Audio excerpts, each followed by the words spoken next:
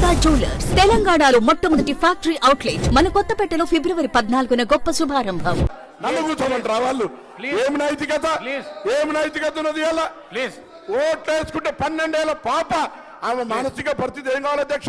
అటువంటి వాళ్ళు ఇలా మేము ఓట్లు వేయకపోతే ఆత్మహత్య చేసుకొని మేము ఇలా శివయాత్ర చేయాల్సి వస్తే బ్లాక్మెయిల్ చేసుకున్న వాళ్ళు ఇలా మాట్లాడుతున్నారు అధ్యక్ష.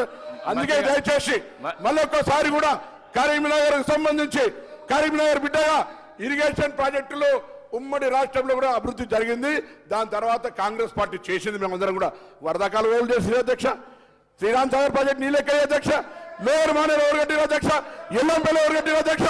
దాని మీద చెప్పకుండా ఏది పడుతుందో చెప్తే ఇవాళ మీరు చెప్పిన గౌరవాలు ఇవ్వాలి. అదే హరీష్ రావు గారి దగ్గర మల్లన్న సాగర్ అవుతుంది, కొండపోచమ్మ అవుతుంది. ఇవన్నీ ఎట్లా సరత్? కాబట్టి దయచేసి మాకు కూడా కుర్చేసుకొని కడతారా ప్రాజెక్టు, కేసీఆర్ గారి ప్రాజెక్టు పూర్తి కాలేదని చెప్పడం కొరకు దయచేసి ఈ సందర్భంగా మీ దృష్టికి తెచ్చిన అధ్యక్ష. నమస్కారం. వాళ్ళు కూర్చోమంటే కూర్చొని భయపడేవాడు కాదు అధ్యక్ష. నీ ఆదేశాన్ని పాటిస్తాం, తప్పకుండా సభా మర్యాద కాపాడతాం. కూర్చోండి. గౌరవ కేటీఆర్ గారు సీనియర్ శాసనసభ్యులు, మీరు ఒక మంత్రి మాట్లాడేటప్పుడు సభా మర్యాదను కాపాడవలసింది పోయి మీరు ఆ విధంగా అనుచిత వ్యాఖ్యలు చేసి గౌరవ మంత్రిని అమర్యాద పరచడం ఇది సమంజసం కాదు. దయచేసి ఇట్లాంటి రన్నింగ్ కామెంటరీలు చేయొద్దని మీకు విజ్ఞప్తి చేస్తున్నాను. కడియం శ్రీ గారు ప్లీజ్. కడియం శ్రీ గారు పేరు కడియం శ్రీ గారు కడియం శ్రీ గారు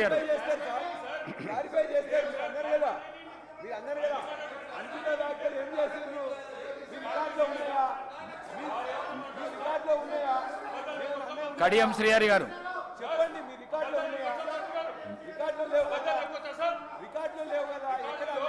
నేను ఈళ్ళయ్యే సమస్య లేదు. కడియం శ్రీహరి గారు మాట్లాడండి.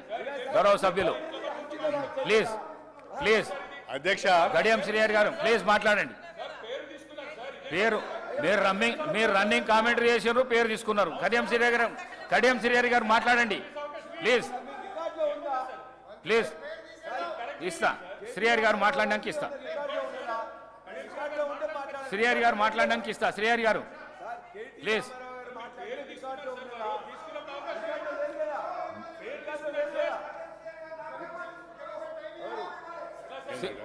కడియం శ్రీహరి గారు ప్లీజ్, మీకు ఇస్తాను వారు మాట్లాడిన తర్వాత.